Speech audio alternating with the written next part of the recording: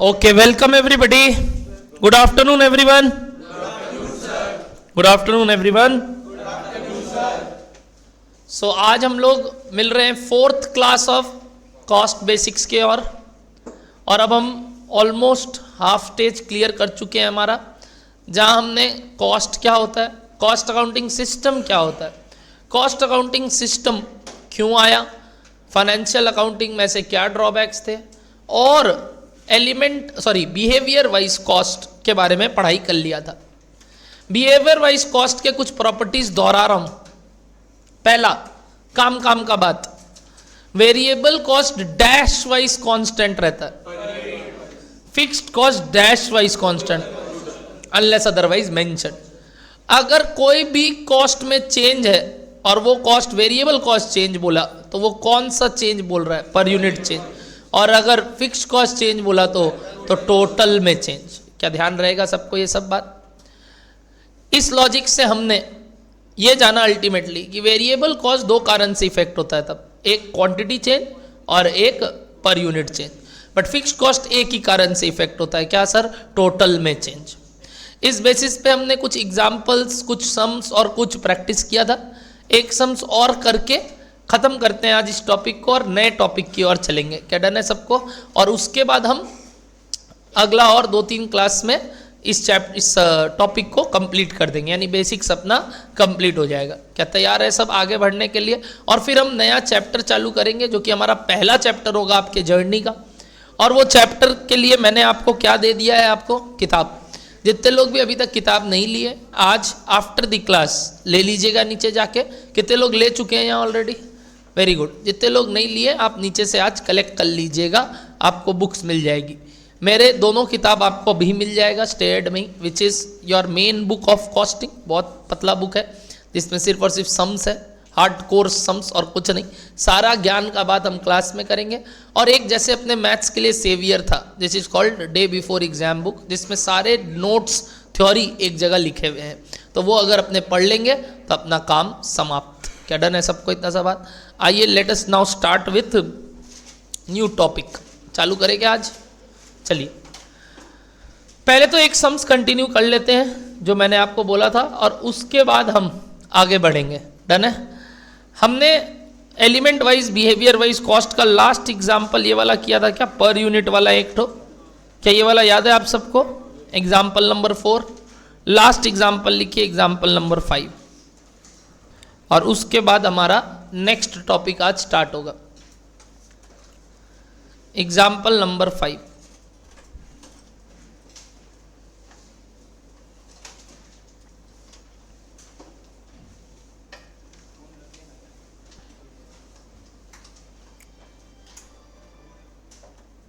Example number 5 में लिखेंगे सारे बच्चे, the cost structure for 12,000 units whereas follows.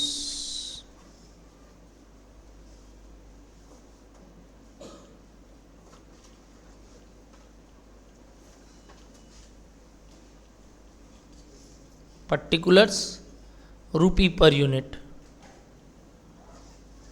DM full form लिखिए आप, डायरेक्ट मटेरियल, ब्रैकेट में वी मतलब वेरिएबल 10 रुपये। डायरेक्ट लेबर ब्रैकेट में वी 8 रुपये।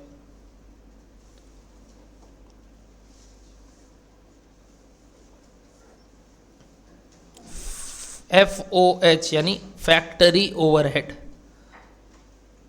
लिखना 80% वेरिएबल,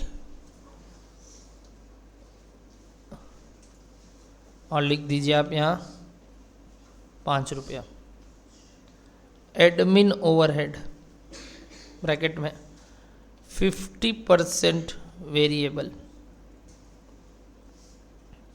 लिख दीजिए 6 रुपया। और सेलिंग एंड डिस्ट्रीब्यूशन ब्रैकेट में 100% फिक्स्ड, लिख दीजिए 3 रुपया।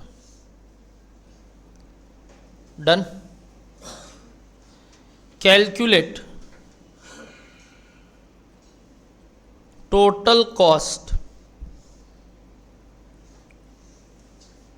For next year where units produced and sold are 8,000 units and variable cost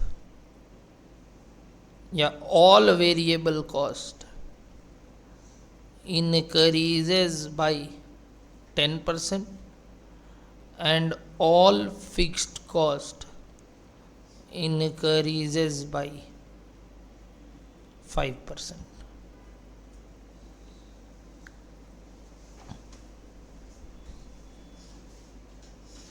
ठीक है एवरीबॉडी, ये सवाल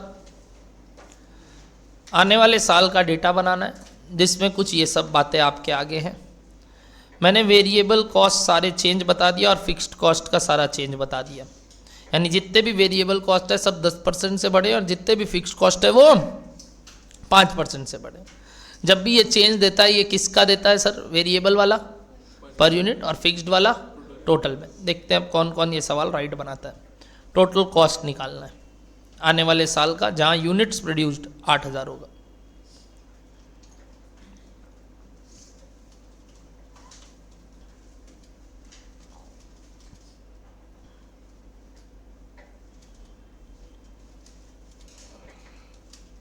आज हम ये जो DM, DL, FOH, AOH, SOH लिखते हैं इसका सच में मीनिंग सीखेंगे आज।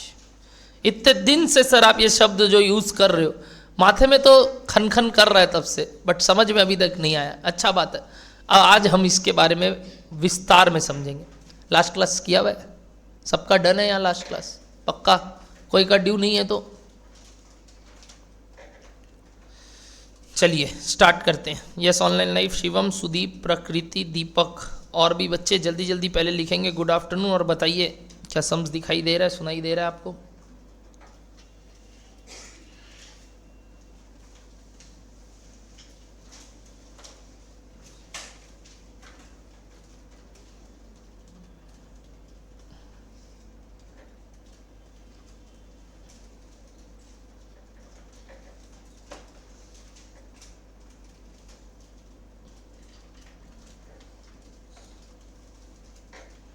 याद है ना क्या करते थे अपने? एक कॉस्ट स्टेटमेंट कैसे बनाते हैं सर? एक ढांचा बना देते हैं।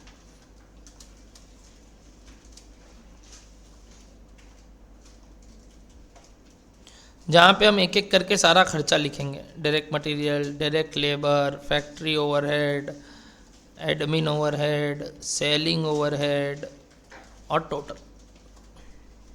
बट अब इन सब चीज़ को निकालना है, एक एक करके सारा चीज़ निकालेंगे आने वाले साल के लिए। बताइए डायरेक्ट मटेरियल कौन सा कॉस्ट है? और अगर वो 10% से बढ़ा है तो बताइए डायरेक्ट मटेरियल कॉस्ट के लिए अगर हम एक वर्किंग नोट बनाना चालू करें तो कैसे निकलेगा? पहले डायरेक्ट मटेरियल का पर यूनिट कॉस्ट निकलेगा। बताइए न्यू कितना हो जाएगा? Variable cost per unit direct material में बोलिए 11 रुपया, 10% से बढ़ गया। और न्यू क्वांटिटी कितना है? बोलिए 8,000। तो बता सकते हैं आप मटेरियल का कॉस्ट कितना लगेगा? हाँ 88,000 आ गया क्या? 88,000 सबका आंसर। तो डायरेक्ट मटेरियल 88,000। ऐसे ही क्या आगे बढ़ोगे सब? कोई कर लिया पुराना सारा क्लास? डायरेक्ट लेबर फटाफट निकालिए। डायरेक्ट लेबर फटाफट सारे बच्चे निकालेंगे।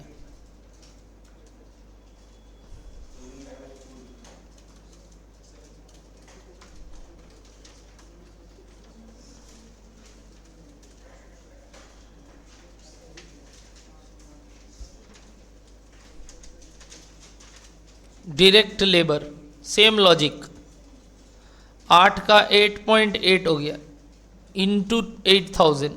बताइए 70,400। क्या मटेरियल तक लेबर तक ओके है सबका?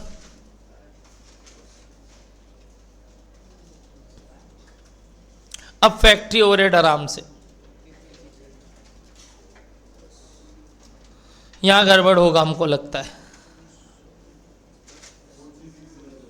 फैक्ट्री ओवरहेड देखते हैं कौन कौन राइट निकाला, पूछते हैं आंसर। कुछ कुछ अलग अलग आया, पूरा मिला के मतलब फिक्स्ड और वेरिएबल मिला के फैक्ट्री ओवरहेड कितना है? 43600। कितने लोग इसमें हैं? ओके, ऑनलाइन लाइव में कितने लोग इसमें? ऑनलाइन लाइव में तो पता चल गया। और कोई और आंसर आया क्या? 47800। किनका किनका ये है 47800? ओ माय गॉड, लड़ाई हो गया है। तो 4 आदमी अलग बोल रहे हैं और बाकी बच्चे अलग बोल रहे हैं, और कोई कोई सर अभी हम निकाल रहे हैं, आप रुकिए थोड़ा, तो रुकिए तो ठीक है, हम रुक रहे हैं। फटाफट निकालो और फिर आंसर बताओ अपना फैक्ट्री ओवरहेड का। Online live please reply everybody.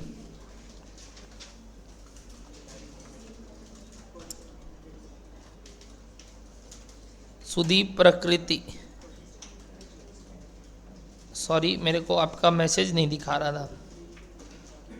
दीपक, सकेत, ईशा, सौरभ, स्नेहा, ऋषि, स्नेहा, ये लैक्स में बोल रहे हो क्या आप लोग कि थाउजेंड्स में बोला? तो मैं एक 0 ज़्यादा दे दिया, सॉरी। ओके, अलग अलग आया। कोई कोई 43,600 बोल रहे हैं, कोई कोई 47,800 बोल रहे हैं। तो लड़ाई का जंग में किसकी जीत हुई देखते। आइए, बड़ा आसान बात था, वापस से थीम फॉलो करिए। पहले बताइए, सुनिए, यहां ध्यान देंगे सब, जो लोग भी किए राइट किए रॉन्ग किए नहीं मालूम, फिर भी यहां देखेंगे बात कैसे करते हैं। इस 5 में कितना वेरिएबल और कितना फिक्स्ड? क्या समझ बताया? 4 रुपया वेरिएबल है और फिक्स्ड कितना है? रॉन्ग, 1 रुपया फिक्स्ड नहीं है। फिक्स्ड कभी भी पर यूनिट नहीं बोलते, फिक्स्ड हमेशा टोटल में बोलते हैं। यस और नो एवरीबडी, पहले बताओ, फिक्स्ड हमेशा कैसे बात करते हैं? टोटल में। क्या ये 1 रुपया का 1 रुपया जो फिक्स्ड है वो किससे डिवाइड होके 1 रुपया आया? 12,000 से डिवाइड हुआ होगा। मतलब ये 1 रुपया आने का लॉजिक सोच रहा हूं। 12,000 के लिए जितना टोटल कॉस्ट लगा होगा, कौन सा वाला? Fixed overhead. कौन सा? फैक्ट्री का। डिवाइडेड बाई क्या किए होंगे? 12,000, तब तो जाके वो 1 रुपया आया होगा। तो हम वो 1 रुपया बोलेंगे कि 1 रुपया को वापस इंटू किससे करेंगे? 12,000 से। क्या लॉजिक से 12 से इंटू किया? जिससे डिवाइड होके आया उसी से इंटू बैक होगा। बट सर ये वेरिएबल के साथ ऐसा क्यों नहीं किए? अबे वेरिएबल तो पर यूनिट सेम रहता है, फिक्स्ड टोटल में सेम रहता है। तो फिक्स्ड कॉस्ट के लिए टोटल बात करेंगे और वेरिएबल के लिए पर यूनिट। जो ये 1 रुपये को 8,000 से इंटू कर देगा, वो गलती क्या कर रहे हैं बताइए? क्वांटिटी चेंज के कारण फिक्स्ड कॉस्ट को चेंज कर रहे हैं। क्या क्वांटिटी चेंज के कारण फिक्स्ड कॉस्ट चेंज होता है? नहीं। क्या वो अभी भी 12,000 ही रहेगा unless otherwise mention? But sir mention किया है, फिर से क्या मेंशन किया है? 5% बढ़ा, तो अब ये 12,000 5% से बढ़ेगा। अगर आप 1 रुपए को 5% से बढ़ा के इंटू 8,000 कर रहे हैं तो वो रॉन्ग क्यों है? समझ में आया? कारण आप तो वही काम कर दिए जो वेरिएबल के साथ किए। वैसे थोड़ी होता है। कितने लोग ये मिस्टेक किए हाथ ऊपर? और इसीलिए आंसर क्या आया आपका? तो क्या गलती होता है समझ में आता है? वापस से sir, variable cost per unit same रहता है और फिक्स्ड कॉस्ट टोटल में सेम। तो फिक्स्ड कॉस्ट अगर पर यूनिट पता हो, उससे हमको लेना देना ही नहीं है। हम हमेशा फिक्स्ड कॉस्ट कैसे पता करेंगे? टोटल में। कैसे पता करेंगे सर? ये किससे डिवाइड हुआ है? ये 1 रुपया आते वक्त क्या किया गया था? 12,000 से डिवाइड, तो वापस इंटू बैक किससे करेंगे? तो सर वेरिएबल को भी करो। अरे तो वेरिएबल तो पर यूनिट ही चाहिए तुमको, तो वो तो पता चल ही गया। आज तक दिक्कत क्यों नहीं होता था पता? इतना दिन में क्यों नहीं हुआ? क्योंकि ये आदमी पहले टोटल दे देता था। तो तुमको क्या होता था? फिक्स्ड पता रहता था, वेरिएबल तुम निकालते थे। ये गेम खेला इस बार। इस सम्स ने इसमें क्या किया मालूम? पर यूनिट का डेटा दे दिया, हमें टोटल निकालना था। तो ये सवाल अभी तक के सवाल से अलग इसलिए था क्योंकि पर यूनिट का डेटा गिवन था, ना कि टोटल का। टोटल का दिया हुआ रहता तो माथा नहीं लगाते तुम क्या एवरीबडी कैसे इनटू बैक हुआ समझ में आया? अब ये 12,000 ही रहेगा अनलेस अदरवाइज मेंशन, भले ही क्वांटिटी 8,000 हो जाए। अगर ये 12,000 में चेंज है तो वो कौन सा चेंज है सर? 5% का। तो अब हम 12,000 को 5% से बढ़ा देंगे और वहीं वेरिएबल कॉस्ट 4 रुपया को 10% से बढ़ा के इनटू नंबर ऑफ यूनिट्स करेंगे। तो बताइए फैक्ट्री ओवरहेड का कैलकुलेशन में सबसे पहले हमें क्या करना है? वेरिएबल कॉस्ट पर यूनिट बताइए न्यू कितना?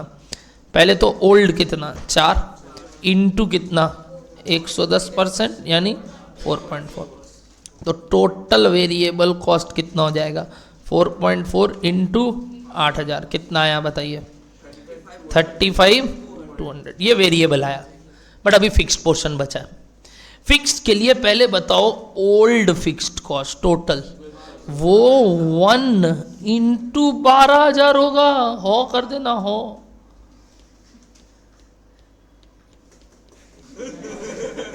कि यहां गलती होता है हमसे। ये 12,000 से क्यों ये हौ बनाए और वो उंगली की है, देखा ना? ऐसे बता रहे हैं कि ये ध्यान रखना कि ये 12,000 से इंटू होगा।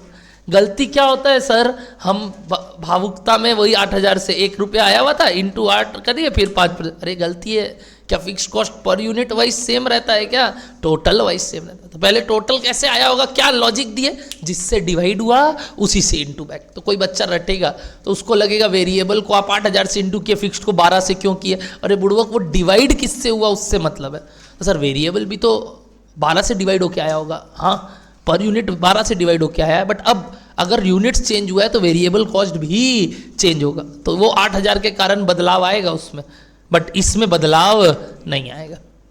बट बदलाव क्यों आया सर? क्योंकि चेंज खुद बोला सवाल कितना परसेंट से बढ़ गया?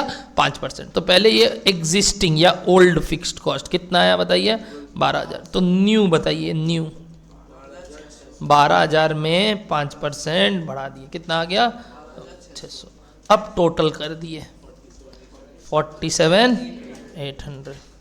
तो अर्जुन ने 47,800 बोला था और 5-6 जन इनके साथ थे, बट ज़्यादातर लोग 43,600 में थे, जो कि रॉन्ग था। क्या गलती हुआ सबको क्लियर है? अगर ये क्लियर है तो अगला एलिमेंट खुद निकाल लोगे। अब आप कौन सा वाला? Admin overhead. सेम लॉजिक से एडमिन ओवरहेड। तो 47,800 वॉज राइट। सेम लॉजिक से आपको निकालना है अब एडमिन ओवरहेड। क्या मेहनत करोगे? और आज दिन है, सीखते चलो कि हाँ सर क्या क्या पकड़ना है, बात कैसे पकड़ना है वो सीखना है।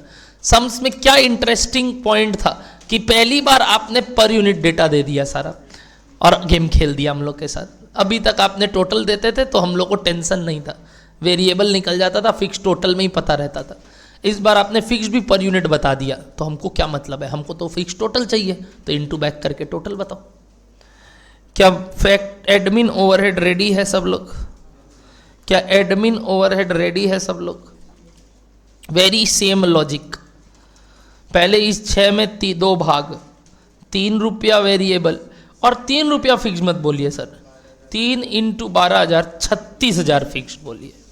फिक्स 3 रुपया बोलो ही मत, फिक्स कैसे बोलो? 36,000, क्योंकि फिक्स्ड हमेशा टोटल में बोलते हैं और वेरिएबल हमेशा पर यूनिट। अब इसमें कुछ चेंजेस है क्या? हाँ सेम, 3 रुपया 10% से बढ़ा और 36,000 5% से बढ़ा। अकॉर्डिंगली हम एडमिन ओवरहेड निकाल लेंगे। मेरे ख्याल से पूरा क्लास सेम निकाला होगा और वो आंसर कितना आ रहा है? 64,200। क्या पूरा क्लास सही निकाला? कोई भी डाउट किसी को पूछ सकते हैं कि नहीं सर नहीं निकला मेरा। ओए निकाल, जल्दी निकाल।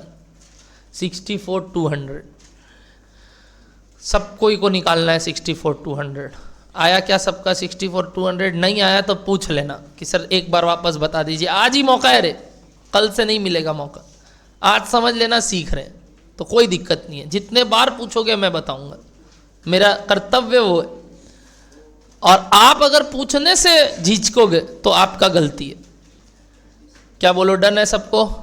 ये आया हमारा admin overhead. Any doubts? No. क्या आप सेलिंग सही निकाल लोगे? हाँ, वही लॉजिक, पर यूनिट डिवाइड होके आया है तो पहले इनटू बैक कर देंगे। 3 का 3 फिक्स्ड है, 3 नहीं बोलिए सर, 36,000 बोलिए। क्योंकि ये भी वापस इनटू बैक होगा किससे, 12,000 से। तो कितना आ गया, 36,000। बट अब ये 5% से बढ़ जाएगा, तो कितना आया बताइए। हाँ, 37,800। बोलिए, सबको समझ में आता है? ये आदमी गेम खेल दिया, कल तक बेटा टोटल देता था, आज क्या दे दिया, पर यूनिट। तो गेम घूम गया। सोचने का तरीका तो वही था सर, बट हमको दिख ही नहीं रहा था वो चीज़ जो आपको दिखा। कई लोग ने नहीं देख पाए। क्या अब से ये गलती नहीं होगी? तो सर ये सब जो अभी हमने सीखा, ये सब अभी तक हमने क्या चाल चलन वाइज बात को समझा। सारी बातें कहीं ना कहीं घूम के चाल चलन के ऊपर थी कि इनका बिहेवियर, इनका जो वेरिएबिलिटी है वो कैसा है, कैसे वेरी करते हैं ये। कुछ कॉस्ट वेरी करते हैं, कुछ कॉस्ट वेरी नहीं करते हैं, और कुछ में दोनों के गुण होते हैं। ध्यान है, 3 टाइप, क्या क्या क्या, फिक्स्ड, वेरिएबल और सेमी वेरिएबल। क्या ध्यान रहेगा सबको? और अकॉर्डिंगली सम्स एंगल से क्या क्या बात हुआ इससे रिलेटेड सुनना। जस्टिफिकेशन दे रहे हैं finally. Number 1, variable cost dash wise fixed, fixed cost. Semi variable में वेरिएबल कैसे निकालते हैं? Change in total cost by change in quantity. फिर फिक्स्ड कैसे निकालते हैं? कोई भी एक लेवल पे टोटल कॉस्ट से वेरिएबल कॉस्ट हटा देंगे तो फिक्स्ड कॉस्ट आ जाएगा। अब अगर सम्स में कभी भी वेरिएबल कॉस्ट का चेंज दिया है तो वो पर यूनिट चेंज है, और कभी भी सम्स में फिक्स्ड कॉस्ट का चेंज दिया है तो वो टोटल में चेंज है। क्या ये 6 जस्टिफिकेशन ओके है? लिखिए, summary of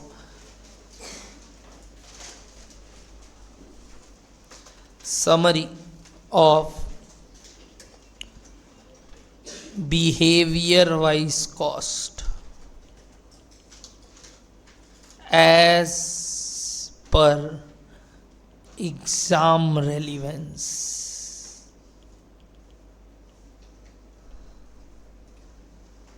summary of behavior wise cost as per exam relevance।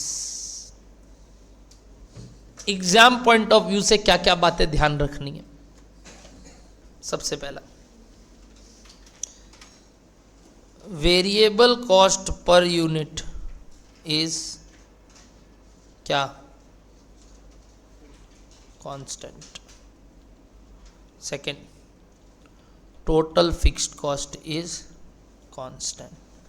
Constant मतलब क्या sir? Over different levels of capacity और आउटपुट, जो भी बोलना है, लेवल्स।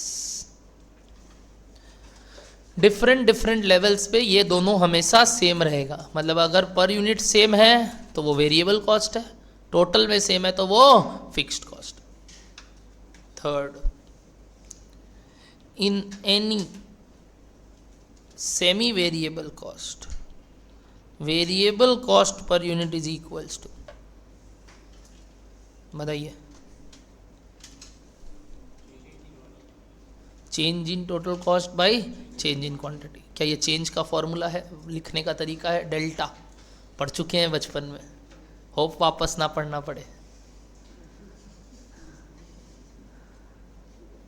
बोलिए, delta T Q by delta Q, delta T C by delta Q.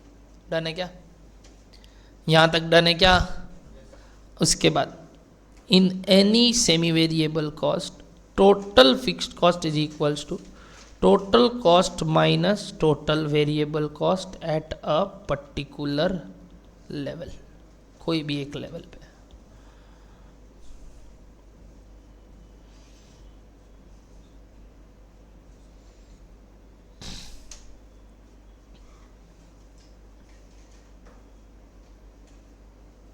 Eight a particular level. Done. तीसरा, whenever any change is mentioned about variable cost, it relates to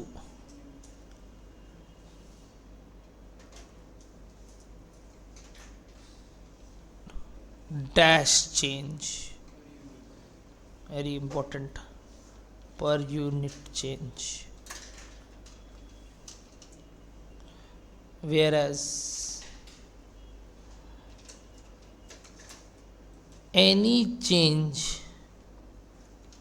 in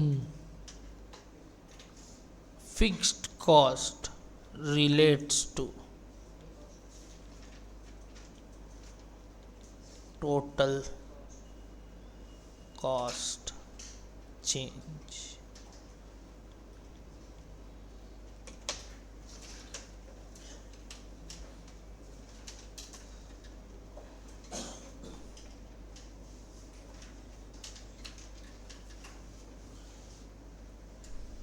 done है।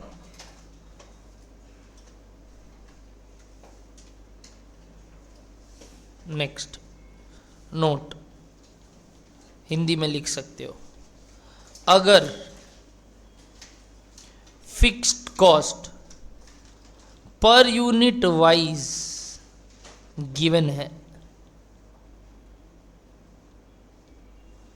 तो पहले total fixed cost is calculated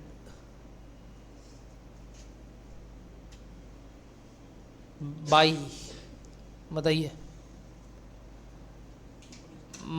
multiplying it with the units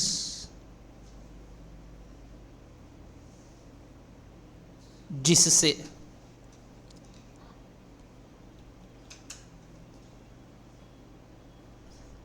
वो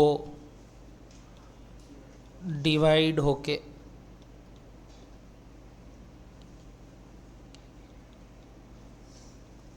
आया है। मेरा थोड़ा message का भाषा ख़राब है, फिर भी मैंने बहुत कोशिश किया, आदत नहीं है मेरे को ऐसे बात करने का, जिससे वो डिवाइड होके आया है। ये समझ में रहेगा याद कि जिससे डिवाइड हुआ उसी से इंटू बैक करना है, बात खत्म, नया क्वांटिटी से नहीं। एवरीबडी ये वाला बात ध्यान रहेगा आज वाला क्लास का। चलिए यहाँ होता है हमारा क्या वाला टॉपिक कंप्लीट, बताइए, बिहेवियर वाइज कॉस्ट। मज़ा आया, हमने कुछ 3 क्लासेस में इस बात को समझा। अब हम रिमेनिंग क्लास में किस बात को समझेंगे सर? एक और वाइज आपने कॉस्ट बोला था, विच इज कॉल्ड नेचर और element wise cost, function wise cost. क्या लिखना चालू करें? लिखो इस बात को। लास्ट हेडिंग क्या था? लास्ट हेडिंग क्या था? हेडिंग एकदम दूर, बिहेवियर वाइज कॉस्ट का याद है? क्या लिखे थे? नहीं, कॉस्ट एज पर क्या लिखे थे? ऐसा कुछ हेडिंग दिए थे क्या? कॉस्ट कई प्रकार के होते हैं, कई प्रकार से, या फिर हेडिंग दिए थे क्या? Dash wise cost. हाँ, लास्ट बड़ा हेडिंग, सबसे बड़ा हेडिंग क्या चल रहा है सर? बिहेवियर वाइज कॉस्ट, शायद वही चल रहा है, ये रहा, है ना? हमने ऐसे लिखा था क्या? 2 टाइप के होते हैं। क्या क्या लिखा था बताइए? नेचर वाइज लिखा था और एक क्या लिखा था? क्या बिहेवियर वाइज? समझ गए क्या? क्या आगे समझे आज? किसके वाइज बताइए? Nature wise. तो हेडिंग देंगे आज का sir nature wise cost. Sir copy खत्म करवा दोगे आप बेसिक्स में ही क्या? लिखिए, क्या बताइए?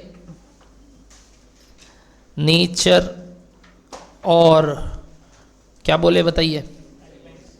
एलिमेंट, और एक और नाम दूंगा, फंक्शन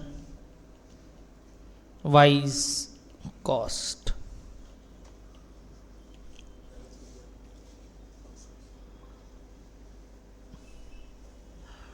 यहां से आप 3 एरो अगेन निकालोगे। याद है पिछली बार भी 3 निकला था। क्या क्या क्या था पिछली बार, कोई बता सकता है? फिक्स्ड, वेरिएबल और सेमी। ऑफ कोर्स अब दूसरे नाम है, मतलब अभी भी कॉस्ट ही है, बट अब कोई और रूप से आप बताओगे। तो अब मेरे को ये मत पूछना कि सर इसमें वेरिएबल क्या फिक्स्ड क्या, वो क्या वाइज पता चलता है? Behaviour wise. अच्छा, दोनों टाइप ऑफ कॉस्ट ही है, अलग अलग रूप से। तब इसमें ही कुछ वेरिएबल होंगे, कुछ फिक्स्ड होंगे। वैसे ही कल तक कुछ वेरिएबल और कुछ फिक्स्ड के नाम लिखे जा रहे थे हम, ध्यान है? वो शॉर्ट में लिख रहे थे। क्या क्या वर्ड था याद आ रहा है? डायरेक्ट मटेरियल, और क्या लिख रहे थे, डायरेक्ट लेबर, कुछ आप फैक्ट्री HOH क्या लिख रहे थे आप, फिर आप कुछ लिख रहे थे एडमिन OH, ऐसे ऐसे आप कहानी कर रहे थे। तो समझ गए अब हम आपका बात। अब आप बताने वाले हो कुछ ना कुछ कि पदार्थ के हिसाब से एलिमेंट कि किस तरीके से कॉस्टिंग किया जाता है। मेरा बात बड़ा ध्यान से सुनना भी। आपको मालूम है कॉस्टिंग, कॉस्ट अकाउंटिंग सिस्टम एक कौन सा इंडस्ट्री करता होगा जनरली? ऐसा बात आपने मैन्युफैक्चरिंग के लिए क्यों बोला, एक ट्रेडर के लिए क्यों नहीं बोला? मेरे पिताजी एक ट्रेडर है, वो जमनाल बाजार स्ट्रीट में रॉ मटेरियल का थान, जिसपे आप लोग कोई भी टाइप ऑफ फ्रॉक और कोई भी टाइप ऑफ लेडीज गारमेंट्स बनाते हो वो बेचते हैं, जिसमें वो एज इट इज थान का थान, मतलब वो जो थान मतलब एक बोरा में आता है कपड़ा, और वो बोरा के बोरा समेत वो बेच देते हैं एक दूसरे वेंडर को, जो उससे क्या करता है फाइनली ये सब चीज बनाता है। तो मेरे पिताजी को आप क्या बोलोगे सर? ये एक ट्रेडर है, जिनको क्या बुलाते हैं सर? Merchant trader. कौन है ये? एक मर्चेंट ट्रेडर। मेरे पिताजी कॉस्ट अकाउंटिंग सिस्टम में माथा नहीं लगाते।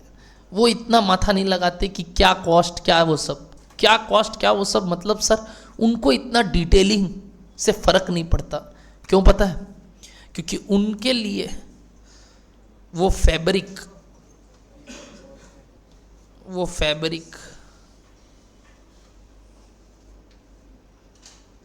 एक फैब्रिक की तरह ही बिक रहा है। Correct everybody? वो उसको कुछ और चीज में कन्वर्ट नहीं कर रहे हैं। हाईएस्ट टू हाईएस्ट क्या कर रहे हैं मालूम? कटिंग करके दे देते होंगे कि बोरा समेत खरीद रहे हैं, बट हो सकता है सामने वाला पार्टी मांग रहा है कुछ मीटर ऑफ कपड़ा, तो उनको क्या करेंगे बताइए? काट के दे देंगे।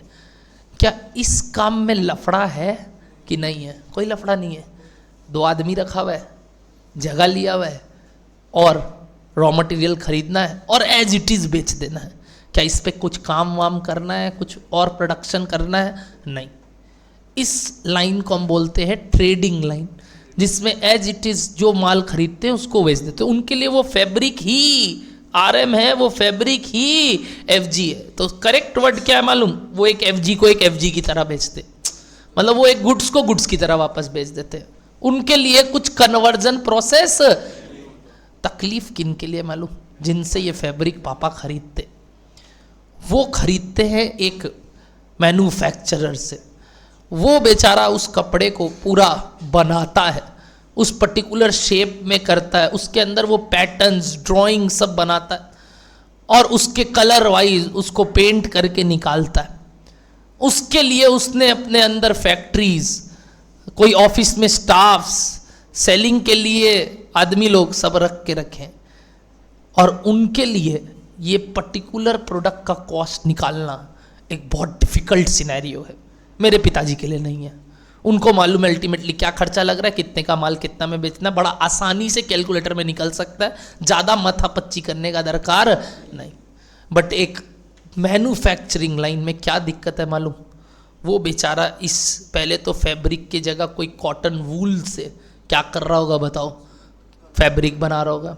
या चलिए एक फैब्रिक जो एक और आदमी खरीद रहा है, से फॉर एग्जाम्पल एलन सोली, सुने हो? शर्ट बनाती है ना कंपनी, कौन सी कंपनी जानते हो किसकी है? आदित्य बिरला। जो मैंने आपको बताया अभी एग्जाम्पल लेके चल रहे हैं अपने उसी का, तो आदित्य बिरला की कंपनी है, और ऐसे कई प्रोडक्ट्स वो बनाते हैं। तो वो जो आदित्य बिरला की कंपनी है जिसमें एलन सोली बन रहा है, वो भी क्या खरीदता होगा बताइए बाजार से? फैब्रिक। करेक्ट, उठाता होगा फैब्रिक। क्या वो उस फैब्रिक को फैब्रिक की तरह ही हमें बेचता है कि उसको एक शर्ट टी शर्ट में बदलता है? बताइए, शर्ट या टी शर्ट में बदलता है।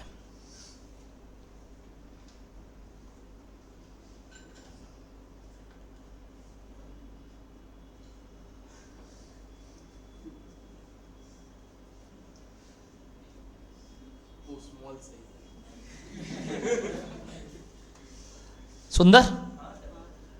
तो ये जो शर्ट फैब्रिक से बन के बिकता है अल्टीमेटली, क्या इसमें मेहनत लगता है? हाँ। क्या ये सब काम करने में क्या क्या खर्चा लग रहा है, उस सब चीज को नोट करना जरूरी है? बिल्कुल।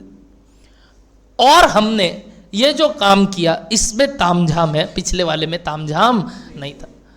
तो एक मैन्युफैक्चरिंग कंसर्न को बहुत ज़्यादा दिक्कत फेस करना पड़ता था और इस वजह से उनको अपने प्रोडक्ट का कॉस्ट निकालने के लिए पदार्थ जानना बहुत ज़रूरी था। क्या पदार्थ सर? कि क्या खर्चा, कौन सा तरीके का कब कब लग रहा है, कहाँ कहाँ लग रहा है, वगैरह वगैरह। तो उसके लिए उन्होंने एलिमेंट वाइज कॉस्ट को ब्रेक करना चालू किया कि भाई ये खर्चा कब कहाँ कैसे लग रहा है, क्यों लग रहा है। यही एक और झमेला होता है एक और इंडस्ट्री में जो आज के दिन बहुत बूमिंग इंडस्ट्री है, which is called service industry. हम जैसे लोग जो एक सर्विस प्रोवाइड करते हैं, आप जैसे लोग जब सीए बन जाओगे तो क्या प्रोवाइड करोगे? सर्विसेज प्रोवाइड करोगे। तो आपके लिए आपके प्रोडक्ट का कॉस्टिंग निकालना बहुत डिफिकल्ट है। जैसे आप सुनोगे जब आप बन जाओगे सीए, मेरा आईटीआर तुम लगा दे। तो आईटीआर मतलब समझते हो? Income tax return. तो बोलेगा कोई भी घर वाला बोलेगा ऐसे मामा चाचा भतीजा कोई भी कि मेरा आईटीआर लगा दीजिए। तो वो बोलेगा, तुम बोलोगे पैसा, तो वो बोलेगा पैसा किस बात का, क्या ही लगा तुमको, क्या ही किया तुम। तो उनको क्या पता ये क्लास में हम कितने देर बैठ के सुन रहे थे, हम वो 5 महीने का तप जो किए हैं, उसके बाद जो 5 साल का मेहनत किए हैं, जो आर्टिकलशिप किए हैं, उसका कोई कॉस्ट नहीं है आपके हिसाब से। आपके हिसाब से क्या वो ऐसी है? तब एक काम कीजिए ना, 2 शर्ट आप भी दे दीजिए। तो दुकान वाले को बोला 2 शर्ट आप दे दो, बोलेगा ऐसे कैसे दे दे, मेरा खर्चा लगा है। एग्जैक्टली हमारे सर्विस का कॉस्ट पता करना बहुत दिक्कत है और उसको जस्टिफाई करना बहुत मुश्किल। जैसे आप सुनोगे ना कंसल्टेंसी या ये जो ऑडिट फीस लेते हैं, बड़े बड़े कंपनी जो ऑडिट फीस लेती है, जब आपको पता चलेगा, आप जब जाओगे ऑडिट में, आप लोग सर इतना पैसा है, हम लोग तो बेकार का टेंशन ले रहे। तो वो पैसा कैसे है, उसका कोई तो तरीका होगा। तो वो सर्विस का कॉस्ट निकालना भी एक ट्रिकी एलिमेंट है। तो हमारा जो करिकुलम बना है ना सीए इंटर कॉस्टिंग का, उसमें ज्यादातर सारे चैप्टर्स किससे रिलेटेड होंगे बताइए? Manufacturing industry. सिर्फ एक चैप्टर दिया जहां सर्विस इंडस्ट्री पे फोकस किया गया है, जिसका नाम ही चैप्टर का है service costing. Other than that all chapters are related to manufacturing. कहीं भी हम ट्रेडर इन लोग का बात ही नहीं करेंगे, क्योंकि उनके केस में झमेला नहीं है। वो लोग को कॉस्टिंग सिस्टम बैठाने का दरकार नहीं। ये झमेला सिर्फ किसके अंदर है? मैन्युफैक्चरिंग और सर्विस। उनको बहुत कैलकुलेशंस करने पड़ते हैं।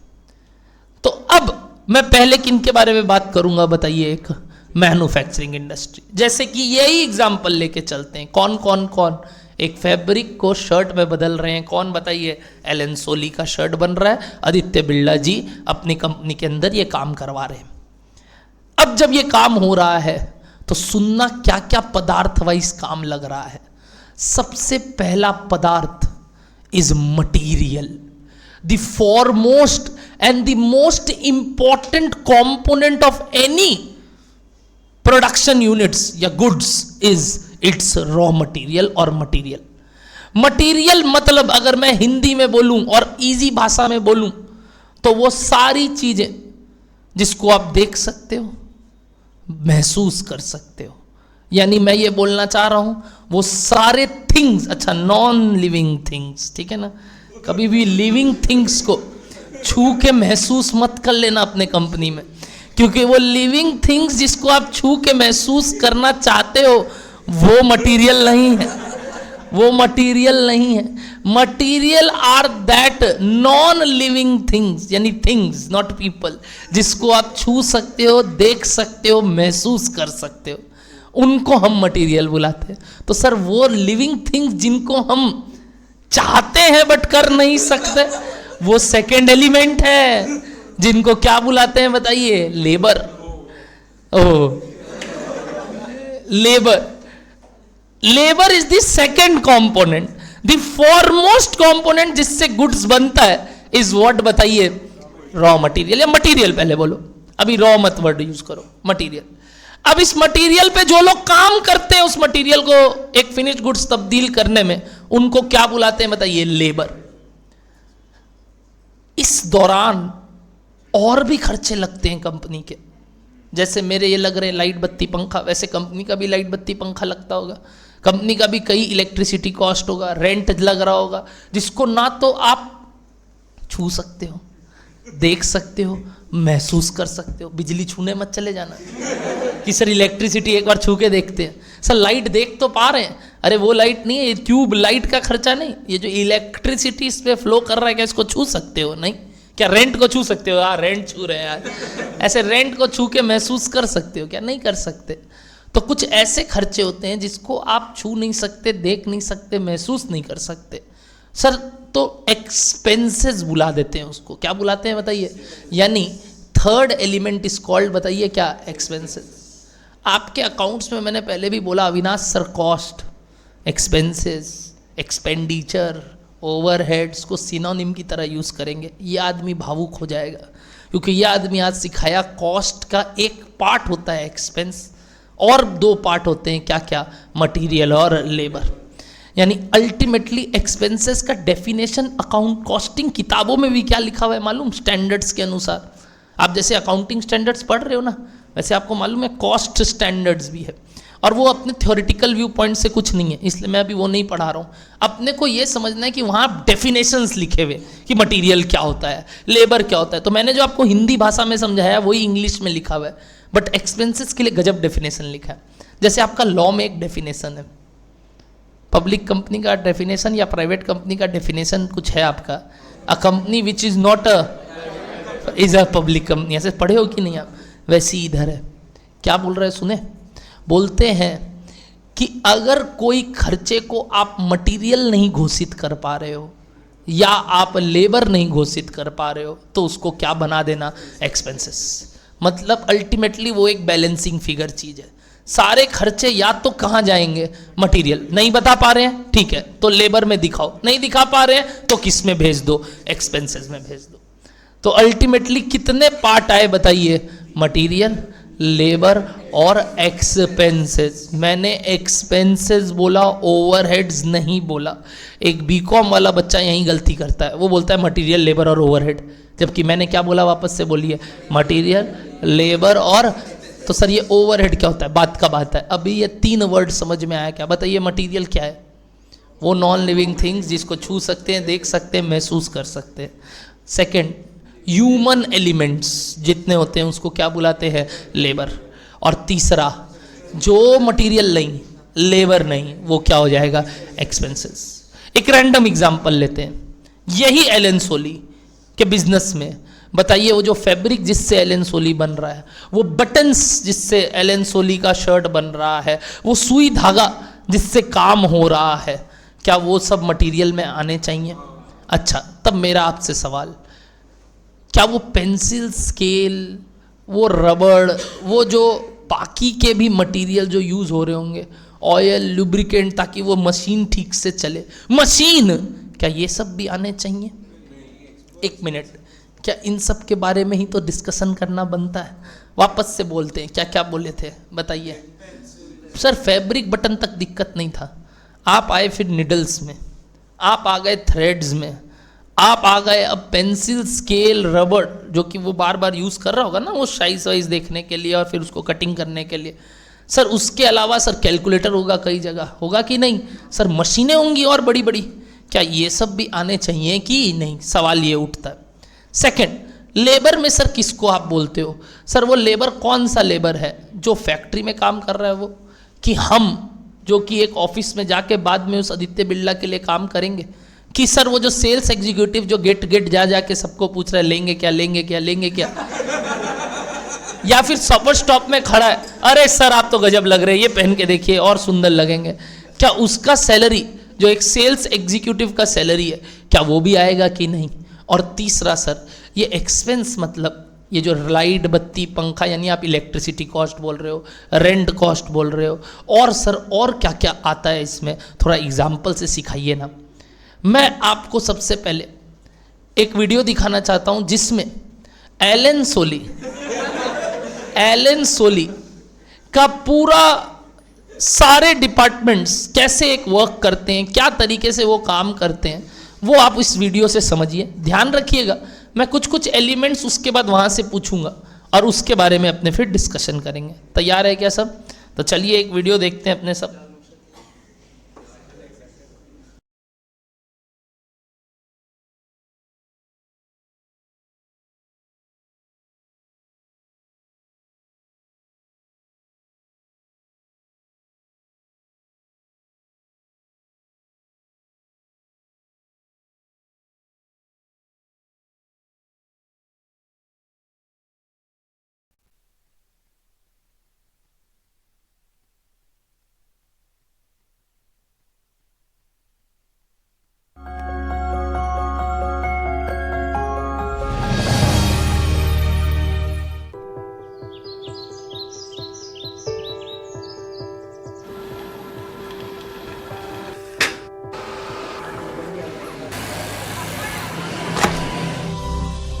These women are not only sewing garments, they are also stitching together dreams and aspirations to become self-sufficient.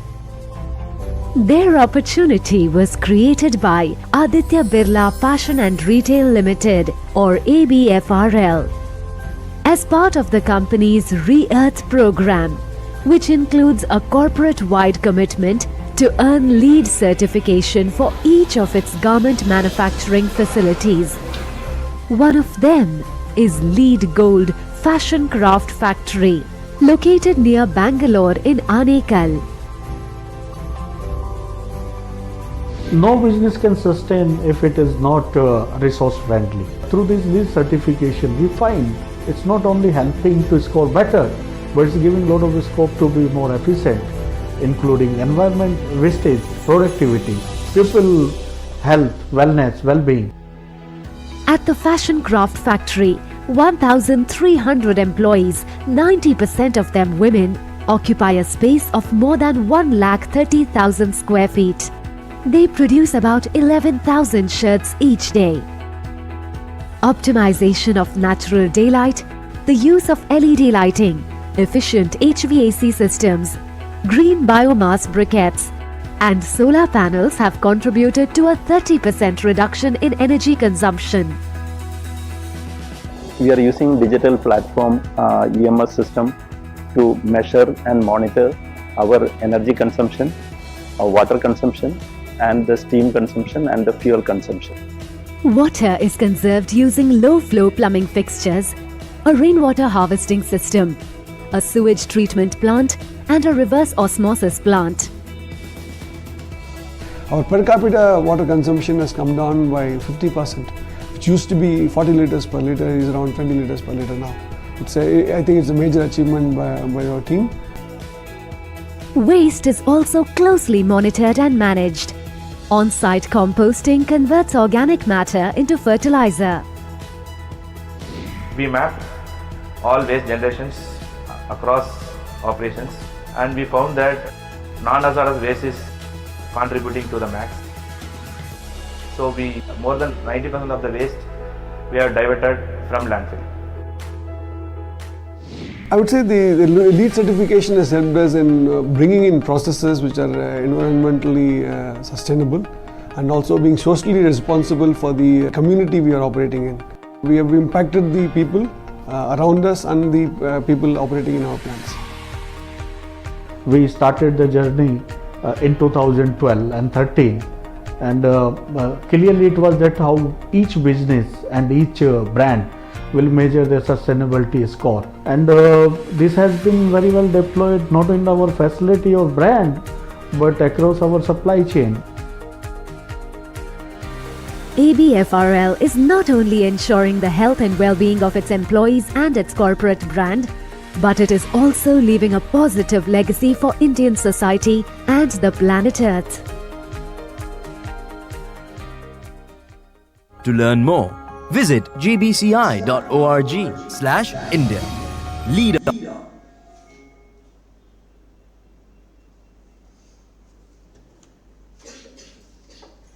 Done.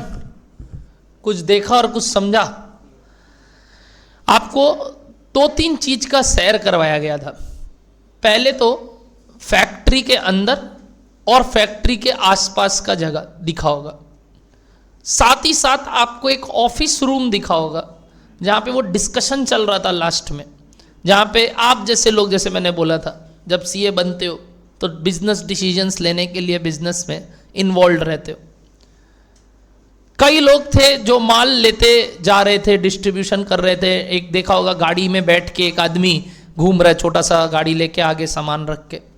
कोई फ्यूल व्यूल जलाने का काम कर रहा है, कोई वर्कर है जो खुद शर्ट बना रहा है, और कोई है जो वहाँ खड़ा होकर सुपरवाइज कर रहा है, कोई वॉचमैन है जो बाहर खड़ा है। इस तरीके से कई लोग आपको दिखे।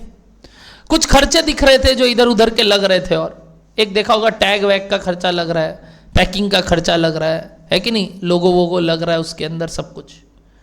ये जो इतने सारे सिस्टम्स में और इतने सारे चीज़ों में आपने खर्चा देखा, अब हम इन सब को लेते हुए, इसी एग्जाम्पल को आगे बढ़ते हुए खर्चे को क्लासिफाई करना चालू करते हैं। क्या क्या 3 हेड बोला बताएंगे तो सबको ही? मटेरियल, लेबर और एक्सपेंसेस। लिखेंगे 3 एरो में एक एक करके। पहला एरो का नाम बताइए, मटीरियल्स।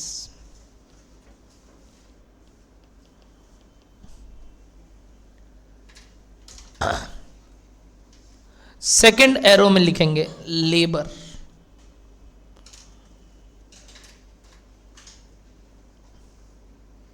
और थर्ड एरो में लिखेंगे एक्सपेंसेस। मटेरियल मतलब ऑल टेंजिबल थिंग्स,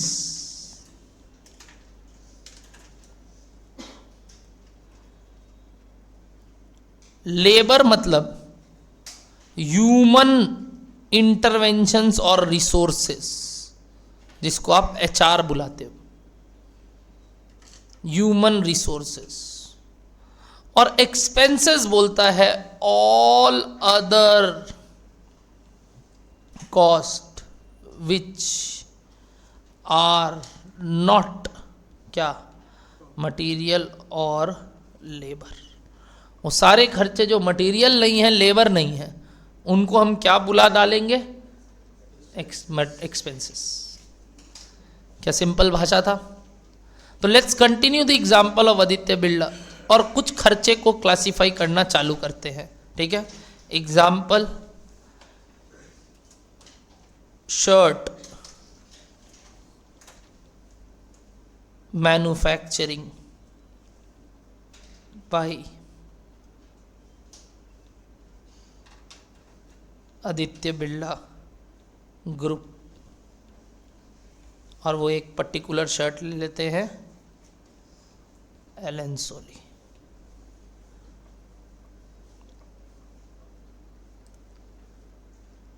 परफेक्ट।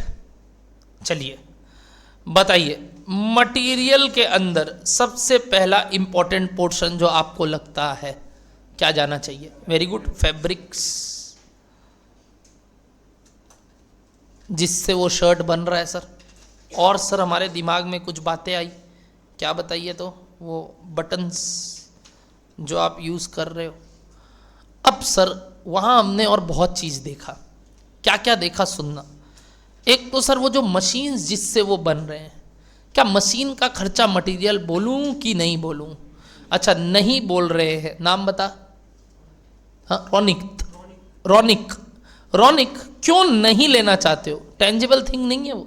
क्या आप मशीन छू नहीं सकते, देख नहीं सकते, महसूस नहीं कर सकते? तब मना क्यों कर रहे हो कि ये मटेरियल में क्यों नहीं आया? तो बेचना कोई ज़रूरी थोड़ी है। हम तो फैब्रिक भी नहीं बेचते, हम तो कॉटन भी नहीं बेचते, हम तो उसको यूज़ करके शर्ट ही बेचते हैं। क्या हम अलग से बटन्स बेचते हैं? अच्छा, उसमें वो इनक्लूडेड है, एक रीज़न देना चाहता है वो। तब मतलब आप बोलना चाह रहे हो जो जो चीज़ उसके अंदर रहेगा वो ही मटेरियल कहलाएगा। क्या ऐसा मैंने बोला था कि नहीं बोला था? नहीं, ऐसा नहीं बोला था।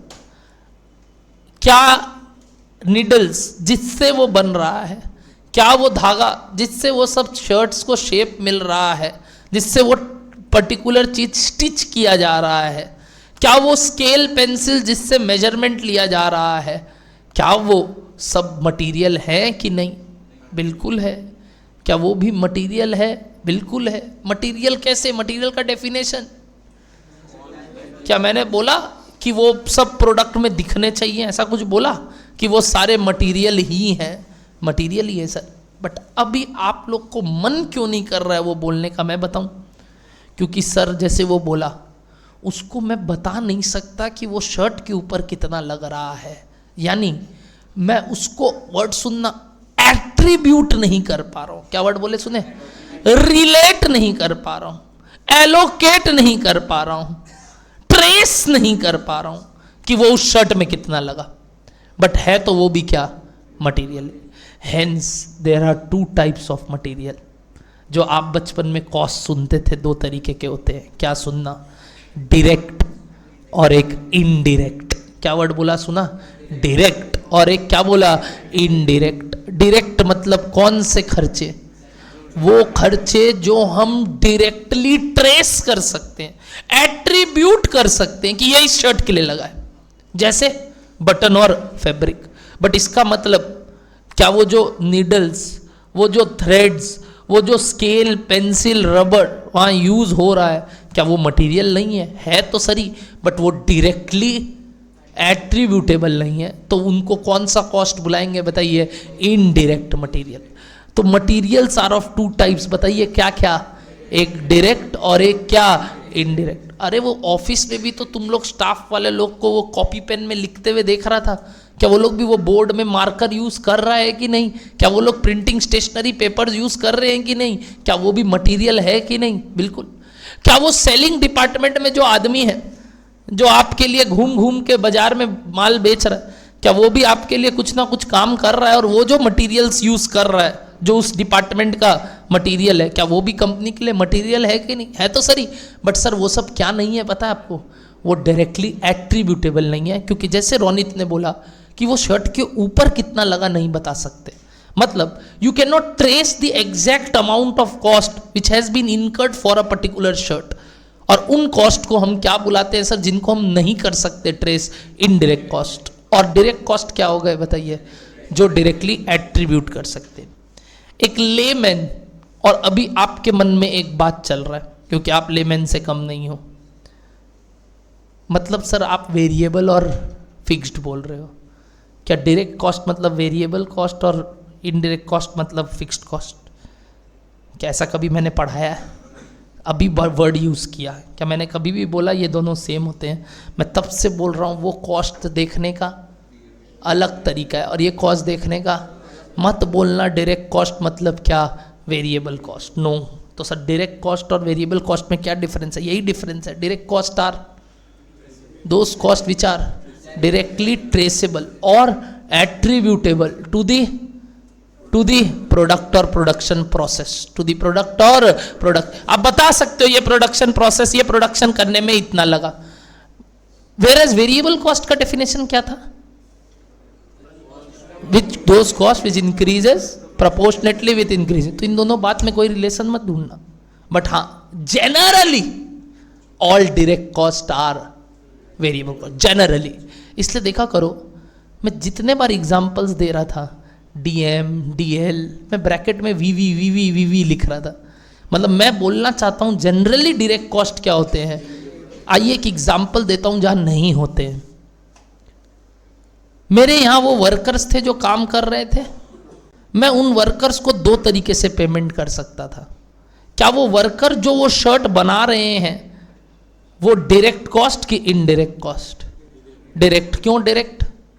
डायरेक्टली एट्रीब्यूटेबल है, पता है हमको वो शर्ट बनाने के लिए, तो वो डायरेक्ट हो गए। बट वो वर्कर्स जो शर्ट नहीं बना रहे थे, जो आसपास घूम रहे थे सुपरवाइज करने के लिए, वो वर्कर जो बाहर वॉचमैन की तरह चौकीदारी में खड़ा था, वो वर्कर जो तुम ऑफिस में बैठ के डिसीजन ले रहे थे, वो वर्कर जो डोर टू डोर जाके सेल्स कर रहा है या मेरा मार्केटिंग के बारे में सोच रहा है, क्या उन सब का वेजेस या सैलरी डायरेक्ट की इनडायरेक्ट? बच्चा डायरेक्ट और इनडायरेक्ट दोनों ही लग किसके लिए रहा है? बोलिए ना, प्रोडक्शन के लिए ही। बट कुछ डायरेक्टली लग रहे हैं और कुछ, तो ये मत बोलना सर वो प्रोडक्ट का कॉस्ट तो वो भी है तो दोनों ही प्रोडक्ट का कॉस्ट, बट एक क्या लग रहा है सीधा सीधा और एक क्या लग रहा है घुमा के। तो घुमा के जो लगता है उसको क्या बुलाते हैं? इनडायरेक्ट। अब बात कर रहे थे सर, एक कंफ्यूजन हो गया तुरंत ये सुनते ही। क्या कंफ्यूजन हुआ सर? एक लेमैन को, जैसे मैं एक स्टूडेंट था तो मेरे को दिक्कत होता था, मैं रिलेट करता था बातों को। आप नहीं कर रहे हो, मैं करवा रहा हूं कि सर तब जो कल तक पढ़े थे वेरिएबल कॉस्ट, क्या वही डायरेक्ट कॉस्ट होता है? मैंने ऐसा नहीं बोला। मैंने बोला एक एग्जाम्पल लेके बताता हूं। ये जो वर्कर लोग आपने देखा, जो लोग शर्ट बना रहे थे, मैं इनको बोल रहा हूं तुम अगर 20 शर्ट बनाएगा तो हर शर्ट का मैं आपको 150 रुपया दूंगा। वैसे ही मैं आपको, आप डिफरेंट शर्ट्स बनाओ, जैसे जैसे शर्ट बनाओगे मैं हर शर्ट का आपको 150 दूंगा। ऑन दी अदर हैंड मैं आपको महीने का 10,000 रुपया दूंगा। बताइए इसमें से कौन सा कॉस्ट वेरिएबल और कौन सा कॉस्ट फिक्स्ड? पहला वाला वेरिएबल है क्योंकि वो यूनिट चेंज होने से चेंज होगा, और दूसरा वाला चाहे मंथ में कितना भी प्रोडक्शन करे क्या वैसा सेम है? तो है तो direct wages, but it can be what? Variable भी या फिक्स्ड भी। जनरली क्या होता है? वेरिएबल। जनरली बट क्या वेरिएबल और फिक्स दोनों हो सकता है कि नहीं हो सकता है? हो ही सकता है। तो इसलिए देखा करो एक सम्स कराए भी थे जहां वेजेस में दो पार्ट निकाले थे, एक वेरिएबल और एक फिक्स्ड। यानी डायरेक्ट वेजेस दो तरीके के हो सकते हैं। जनरली क्या रहते हैं, वापस से बोलो, वेरिएबल अनलेस अदरवाइज मेंशन, ठीक है वेरिएबल है, अदरवाइज वो फिक्स्ड भी हो सकते हैं। तो एक बच्चे के मन में जो डाउट आता है कि डायरेक्ट कॉस्ट और इनडायरेक्ट कॉस्ट को वो मिलाना चाहता है उस बात से, तो बोल दूं वो बात से मत मिलाने जाना, वो एक अलग सिनेरियो है, ये एक अलग scenario. Let's come back to this point. तो हम बात कर रहे थे मटेरियल दो तरीके के होते हैं, क्या क्या, डायरेक्ट और इनडायरेक्ट। इनडायरेक्ट के कुछ एग्जांपल्स देना चालू करो, बोलो ना। वो निडल्स, करेक्ट। और सर वो आपने बोला था वो कैलकुलेटर, यानी वो स्टेशनरीज, करेक्ट एवरीबडी, जो यूज़ हो रहे हैं। कहाँ यूज़ हो रहे थे वो स्टेशनरी, पता है?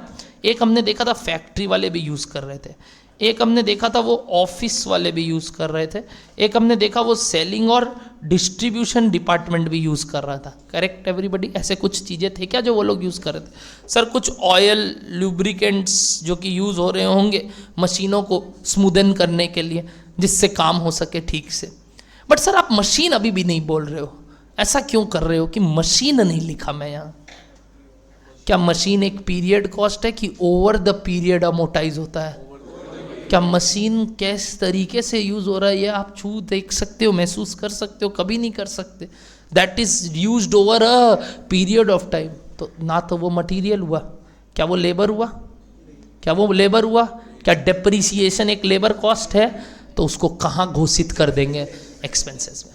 क्योंकि मटेरियल में जो मशीन है तो मटेरियल, बट सर वो materiality over a period of time है, तो अब उसका वियर एंड टीयर हम लिखते हैं। हम कभी भी वो कैपिटल एक्सपेंडिचर को एक साल में राइट ऑफ नहीं करते sir, over the period right of करते हैं। इसीलिए आप उसको बचपन में क्या बुलाते थे? डेप्रिसिएशन, जिसको आप लिखते हो हर साल उसका प्रोपोर्शनेट पोर्शन जो आपने इस साल राइट ऑफ करना है। तो वो जो राइट ऑफ वाला पोर्शन है, क्या वो डेप्रिसिएशन एक मटेरियल है? नहीं, छू नहीं सकते, देख नहीं सकते, महसूस नहीं कर सकते। क्या ह्यूमन एलिमेंट है? नहीं। तो वो कहाँ जाएगा? एक्सपेंसेस में। पहले बोलो बात समझ में आ रहा है? मैंने मशीन क्यों नहीं लिखा और बाकी सब बात क्यों लिखा? इसमें पहला दोनों एक तरीके का क्या हो गया बताइए? डायरेक्ट कॉस्ट, यानी डायरेक्ट मटेरियल। और बाकी सब किसके एग्जाम्पल हो गए अप्रॉक्स बताइए? Indirect material. बोलिए सबको, क्या लॉजिक क्लियर है? बनाएंगे एरो और ये सब लिखेंगे फटाफट।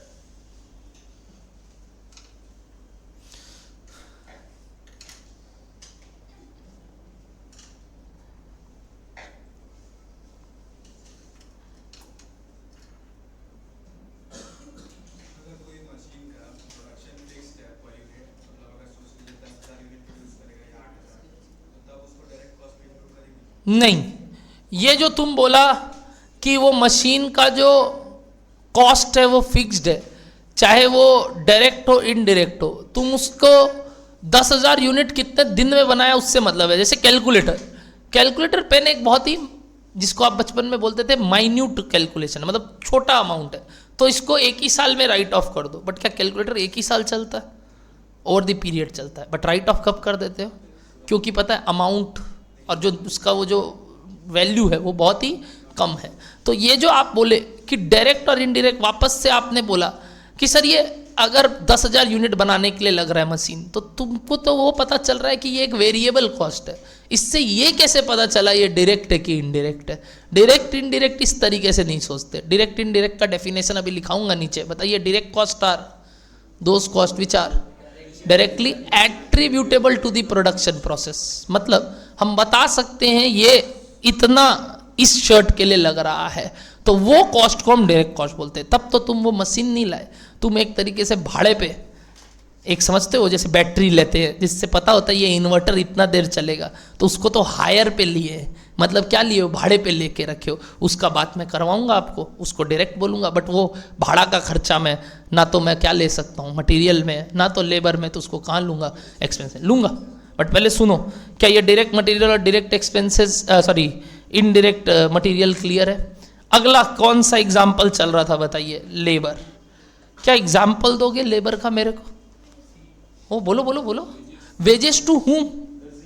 To the worker who are making the shirts, correct. यानी पहले आपने बोला वो जिनको आप वेजेस दे रहे हो क्या करने के लिए sir? For production of shirts. जो वो शर्ट्स बना रहे हैं, जो वो लेडीज लोग और जेंट्स लोग मिलके शर्ट बना रहे थे, क्या उनका वेजेस हम बोलते हैं यहाँ आएगा? बट क्या और भी वेजेस होता है? ह्यूमन में तो और भी लोगों को पेमेंट कर रहे हैं। सोचना मैं क्या क्या लिख रहा हूँ। एक वो सुपरवाइजर होता है, सुनते हो कभी? जो लीडर होता है, जो देखता रहता है काम कैसे चल रहा है। पुराने ज़माने में जो वो चाबुक लेके खड़ा रहता था, काम ठीक से हो रहा है कि नहीं। आज के ज़माने में वो चाबुक नहीं, बस खड़ा रहता है, देखता रहता है, मॉनिटर करता है कि कौन कितना काम कर रहा है। तो उसको क्या बुलाते हैं बताइए? सुपरवाइजर। और बताता हूँ एग्जाम्पल, वो वॉचमैन जो फैक्ट्री के बाहर खड़ा है, ये फैक्ट्री में है, ये भी फैक्ट्री में है, करेक्ट एवरीबॉडी। और सर हमारा सैलरी सर, मतलब कौन सर? वो जो ऑफिस एम्प्लॉय या स्टाफ्स है, करेक्ट एवरीबॉडी। सर वो सर जो मेरा सेलिंग एंड डिस्ट्रीब्यूशन स्टाफ है, क्या इन लोग का भी सैलरी मेरा किस में आना चाहिए बताइए? बोलिए ना, वेजेस। बट इसमें से कुछ डायरेक्टली एट्रीब्यूटेबल और कुछ इनडायरेक्टली एट्रीब्यूटेबल। बताइए डायरेक्टली कौन सा? तो इसको किसका पार्ट मानेंगे बताइए? Direct labour. और ये सब क्या हो गया बताइए? Indirect labour. क्योंकि ये सब डायरेक्टली एट्रीब्यूटेबल नहीं है।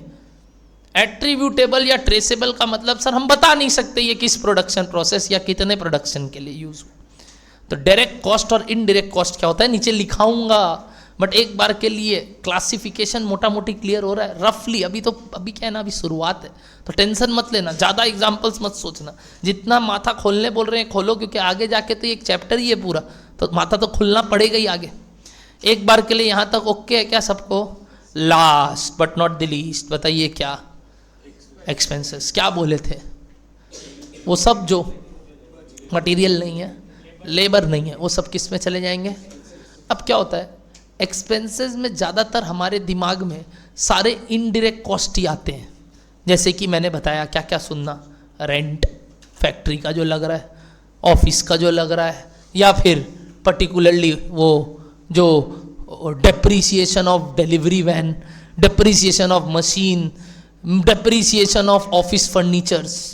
Sir electricity used in factory, sir power, sir electricity used in office, sir electricity used in selling department, etcetera etcetera. कैसे अनगिनत एग्जाम्पल हो सकते हैं किसके बताइए? सर डायरेक्ट का एग्जाम्पल दे के दिखाइए आप, बड़ा आसान है सुनना।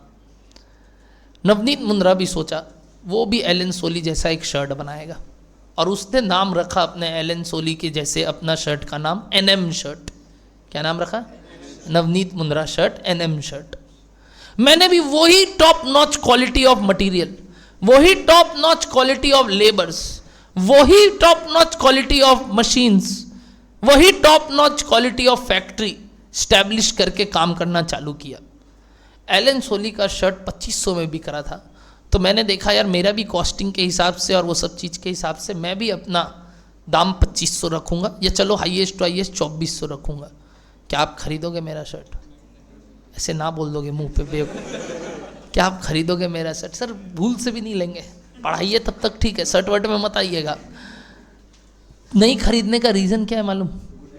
Goodwill, brand. तो ये जो ब्रांड देख के तुम एलन सोली ले रहे हो कि भाई उसका शर्ट 2500 का ले लोगे, ऑल्दो वही सेम क्वालिटी ऑफ शर्ट अगर कोई और एनएम शर्ट बोल के बेचेंगे तो पहनने में शर्म आएगा कि भाई किसी को देखेगा तो कोई बोलेगा है कौन एनएम, कौन एनएम। तो ये जो एनएम शर्ट लोगे तो मज़ा नहीं आएगा। तो मैं गया आदित्य बिरला जी के पास। आदित्य बिरला जी ऐसा क्या है आप में जो मुझ में नहीं है? आपका शर्ट धड़ाके से 2500 में बिक रहा है, मेरा शर्ट यहाँ नहीं बिक रहा है, ऐसा क्यों? तो बोला तेरा शर्ट का नाम बता। बोला एनएम शर्ट। बोला थोड़ा धीरे से बोल, एनएम शर्ट। तो बोला इस कारण से नहीं बिक रहा है। बोला मतलब? बोला इसको मेरा नाम दे दे, देख बिकने लगेगा। बोला आपका नाम यूज़ कर लूँ? बोला हाँ कर ले, जा इस शर्ट के अंदर अब मेरा लोगो लगाने लग, देख 2400 में बिकेगा। मैं बोला चलिए थैंक यू, जाने लगा। क्या बोलेगा? रुको हाँ, बोलेगा रुको। बोला क्या हो गया? बोला जितना मेरे नाम से तुम शर्ट बेचेगा उसमें मेरे को कमीशन चाहिए, या मेरा ब्रांड वैल्यू यूज़ करने के लिए आपको मेरे को पैसा देना पड़ेगा। मैं बोला अच्छा ठीक है ले लेना। तो वो जो वो लेगा, क्या वो मटेरियल है? नहीं। क्या वो छू सकते हैं, देख सकते हैं, महसूस कर सकते हैं? नहीं। आदित्य बिरला जी को तो पकड़ के नहीं छुएंगे। क्या वो लेबर है? नहीं। तो वो क्या आएगा बताइए? एक्सपेंस। और वो directly attributable to the production है, क्योंकि उसके बिना वो प्रोडक्ट ही नहीं बन सकता। बिना वो रॉयल्टी दिए वो प्रोडक्शन पॉसिबल नहीं है। बिना वो ट्रेडमार्क यूज़ किए वो पॉसिबल नहीं है। बिना वो कॉपीराइट यूज़ किए वो पॉसिबल नहीं है। यानी मैं वो सारे इंटेलेक्चुअल प्रॉपर्टीज़ की बात कर रहा हूँ। Like franchisee cost. आज अगर आप एक डोमिनोज का फ्रेंचाइजी लेना चाहते हो ना, तो अप फ्रंट कई पेमेंट्स करने पड़ते हैं। करीब करीब 2.5 करोड़ रुपया देना पड़ता है एक फ्रेंचाइजी खोलने का।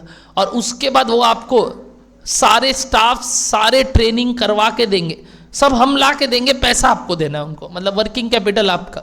और उसके बाद पता है वो आपसे और क्या लेता है? यू नो, हर एक पिज्ज़ा बिकने पे दे टेक रॉयल्टी। कौन? डोमिनोज। कितना लेता है मालूम आपको? Very minute. वो बोलता है हमको मतलब नहीं है, तुम पिज्ज़ा में कोई भी टॉपिंग यूज़ कर, हम एक डो का पैसा लेते हैं। मैं आपको रियल बता रहा हूँ क्या है, हम लोग ने पता किया था। डो मतलब वो समझते हो? बेस।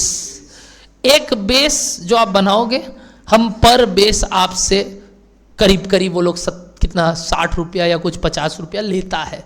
क्या बोल के? रॉयल्टी बोल के। हाँ, ये एक मीडियम साइज। अगर स्मॉल साइज है तो कुछ 30 या 35 रुपया लेता है। तो वो जो डो यूज कर रहे हो ना, वो डो आपको बनवा के वहां रखवा देता है वो, और वो काउंटिंग करके रखता है।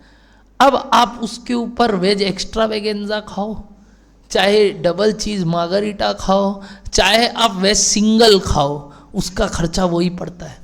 इसीलिए वो एड ऑन्स पे ज़्यादा माथा लगाता है। आप देखोगे एक पिज्ज़ा का बेस प्राइस बहुत सही रहता है।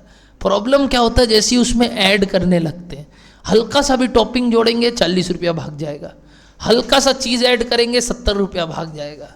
और वो सब चीज़ कई वैल्यू उनको मालूम है, वहीं से तो उनको लूटना है, क्योंकि वो और कहीं से लूट नहीं सकते। उनको मालूम है डो तक का तो पैसा उतना ही लगना है, क्योंकि उसका रॉयल्टी वो उतना ही ले रहा है। क्या ये एक मटेरियल है? क्या लेबर है? तो क्या है? एक्सपेंसेस, यानी कि फ्रेंचाइजी कॉस्ट, ये सब तरीके के कॉस्ट। मैं कुछ एग्जांपल्स ले रहा हूँ, ऐसे और है बट अभी अपना माथा नहीं खोलेंगे। अभी इसी एग्जांपल को लेके चलेंगे कि वो हमने जो वो एलन सोली का लोगो रेनडियर जो बनाया हुआ है उसके अंदर अगर वो लगा ले तो मेरा शर्ट बिकने लगेगा, तब भाई उस ब्रांड का वैल्यू देना पड़ेगा। तिवाड़ी, अब तिवाड़ी का समोसा 25 रुपये का खाते हैं और वही नीचे 7 रुपया देने में है, 7 रुपये का समोसा दे रहा है, 8 रुपये का समोसा, बट तिवाड़ी का समोसा 25 रुपये। ऐसा क्या है सर? तिवाड़ी का समोसा, बस वहीं ख़त्म हो गया वो। तिवाड़ी का समोसा अविनाश सर को बोलो आज, वो अब भी चला जाएगा मालूम। अगर उसको एक बार सुनने में आ गया ना, दूर से भी, सूंघने भी नहीं, सुनने में कि सर तिवाड़ी के बारे में बात कर रहे थे, बोलेगा भाई आज चलना चलना चलना, ऐसे पागल हो जाता है वो। 3-3 समोसा वहीं खड़ा होकर खा लेता है वो 25 रुपया का। हम बोला पागल है क्या? बोला अरे समोसा समोसा। अब तिवाड़ी का ही समोसा समोसा लगता है, फिर कोई और समोसा आगे दिखता ही नहीं है। 8 रुपये का 10 रुपये का रहेगा, बट अगर वही समोसा नीचे वाला 25 रुपया में बेचेगा, लोगे? क्यों? तिवाड़ी का नहीं है, नाम किसका लगना चाहिए? अगर वहीं वो गेट के बाहर उसको अलाउ कर दे तिवारी ब्रोज एंड स्वीट्स, तो क्या वही तिवाड़ी का नाम से वो क्या ज़्यादा दाम पे बेच पाएगा समोसा? बिल्कुल। तो यही तो फ़र्क है किसका सर? ब्रांडिंग का। और ना तो ये मटेरियल में आ पा रहा था, ना तो ये लेबर में आ पा रहा था, इसलिए इसको कहाँ लेंगे बताइए ना? एक्सपेंसेस में। क्या कुछ लॉजिकल वे में समझ में आया आप सबको? ऑल तो बहुत एग्जाम्पल्स है और आने वाले क्लासेस में भर भर के करेंगे, बट एक बात प्राइमा फेसी जो मैं समझाना चाहता हूँ आप लोगों को क्लियर है? तो लास्ट एरो कहाँ से निकालेंगे बताइए? एक्सपेंसेस। अगर जगह नहीं है तो नेक्स्ट पन्ने में, मतलब नीचे थोड़ा, और जगह है तो बहुत बढ़िया। बताइए कुछ एग्जाम्पल्स। पहला क्या क्या दिया पता है? Royalty, copyright, trademark, franchise cost etcetera. यानी एक तरीके से सारे आप लोग इसको बचपन में बुलाते थे इंटेलेक्चुअल प्रॉपर्टी, प्रॉपर्टी राइट्स, सुना हुआ होगा आपका ये, ठीक है ना। आईपी बोलते थे आप इसको। अगेन वापस से बात करेंगे, रुक जा, पहले ये कंप्लीट करो। यहाँ पे और क्या था बताइए, इलेक्ट्रिसिटी या पावर इन फैक्ट्री,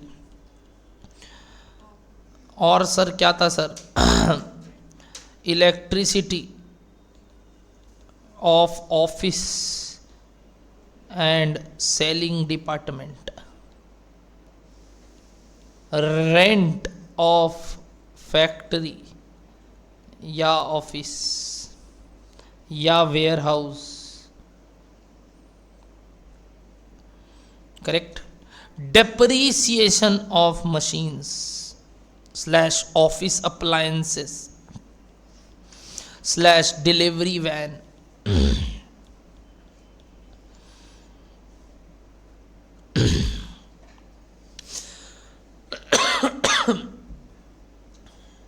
लिख लिया। इसमें से जो मैंने पहला वाला एग्जाम्पल लिया वो क्या है, वापस से बताइए, एक तरीके का डायरेक्ट एक्सपेंस, और ये सब क्या हो गए बताइए, इनडायरेक्ट एक्सपेंस। अब अगेन एक डाउट आया अर्जुन को, अर्जुन फिर से किस बात पे कंफ्यूज हो रहा है सुनना, वो बोल रहा है फैक्ट्री में जितने खर्चे लग रहे हैं उन सबको डायरेक्ट बोलते हैं क्या? क्या मैंने वही लिखा, देख के बताइए, क्या फैक्ट्री में जितने खर्चे लगते हैं उसको डायरेक्ट बोला, हाँ या ना चेक करके बताइए। क्या फैक्ट्री में जितने खर्चे लग रहे हैं सब डायरेक्ट होते हैं, कि फैक्ट्री में दोनों टाइप के खर्चे लगते हैं, डायरेक्ट भी इनडायरेक्ट भी। अगेन डायरेक्ट का definition, all those cost which are directly attributable और ट्रेसेबल, कि ये इतना शर्ट बनाने के लिए लगा। क्या आपका जो वहाँ का रेंट है, क्या वो सुपरवाइजर जो देख रहा है बस काम कैसे हो रहा है, क्या उसका कोई योगदान है शर्ट बनाने में? क्या आप उसको बता सकते हो कि ये 10 शर्ट बनते हुए देखा, इस वजह से उसको इतना सैलरी देंगे? नहीं, वो तो एक टाइम के अनुसार पेमेंट मिल रहा है, प्लस उसका इस बात से मतलब ही नहीं है कि प्रोडक्शन कितना हो रहा है। तो वो आप बता नहीं सकते कि इनका योगदान अल्टीमेटली वो एक शर्ट में कितना है।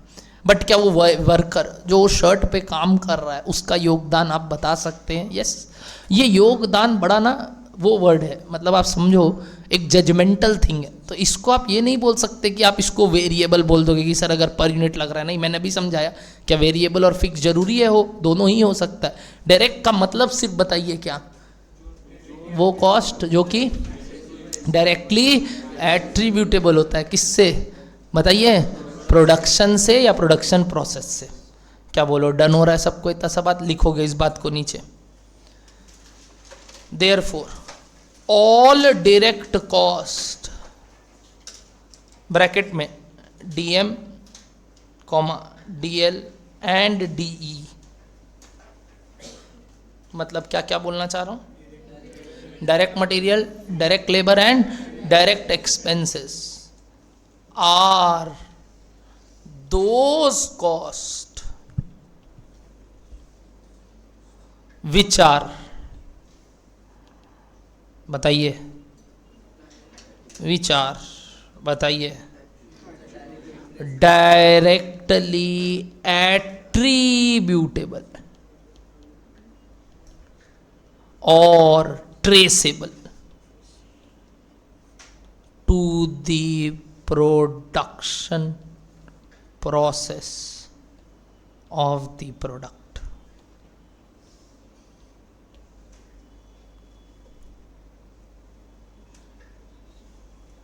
Underline the word directly attributable or traceable. तो बताइए इनडायरेक्ट कॉस्ट का डेफिनेशन, बस लिख लो खुद से लिख लो। ऑल इनडायरेक्ट कॉस्ट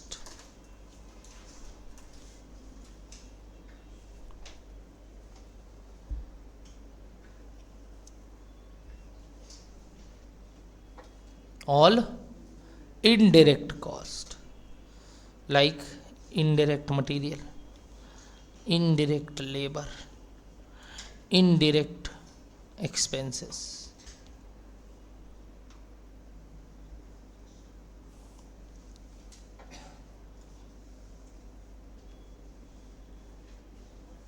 बताइए, are those cost which are not directly attributable और traceable to the production process. लग तो प्रोडक्ट के लिए ही रहा है, कुछ सीधा सीधा और कुछ घुमा के है, तो सारे प्रोडक्ट कॉस्ट ही, बट कुछ हम डायरेक्टली बता सकते हैं और कुछ हम ऊपर और ऊपरी बता सकते हैं। क्या बोलो, बात समझ में आ रहा है सबको? डायरेक्ट कॉस्ट और इनडायरेक्ट कॉस्ट पक्का एवरीबॉडी? पता है आपको डायरेक्ट कॉस्ट का एक और नाम दिया गया जो आप सुन रखे हो पहले मैन्युफैक्चरिंग अकाउंट में। Direct cost are also called prime cost. क्या बुलाते हैं बताइए? And all indirect cost are also called overheads. क्या बुलाते हैं बताइए? तो एक जो जनरल मिस्टेक बच्चे करते हैं, उनको लगता है एक्सपेंस मतलब ओवरहेड। नहीं, किसका मतलब ओवरहेड बताइए? Indirect cost. यानी पता है वो जो मटेरियल में जो इनडायरेक्ट है, लेबर का जो इनडायरेक्ट है और एक्सपेंसेस का जो इनडायरेक्ट है, तीनों का इनडायरेक्ट मिलके एक और नाम दे सकते हैं, बताइए क्या? ओवरहेड्स। बट इसका नाम क्या होता है बताइए? डायरेक्ट कॉस्ट का दूसरा नाम बताइए, लिखिए वही। Direct cost are also called, बताइए क्या वर्ड बोले आज? प्राइम। प्राइम मतलब समझते हो? मेन, इंपॉर्टेंट, पहला पहला, prime cost. Whereas all indirect cost are called, बताइए, indirect cost are also called. नाम आज सीखे ओ, अब जाके समझ में आया। ये आदमी जो इतना दिन से ये वर्ड यूज कर रहा है उसका मतलब इनडायरेक्ट कॉस्ट है। क्या बुलाते हैं इनको बताइए? ओवरहेड्स। माथा के ऊपर, ऐसे याद रखना, माथा के ऊपर लाइट बत्ती पंखा, ऐसे मत याद रखना, ऐसी मजाक कर रहा हूँ। हाँ बताइए, ओवरहेड्स मतलब ऊपरा ऊपरी खर्चे जैसे होते हैं ओवरहेड्स, नाम वहीं से आया है वैसे।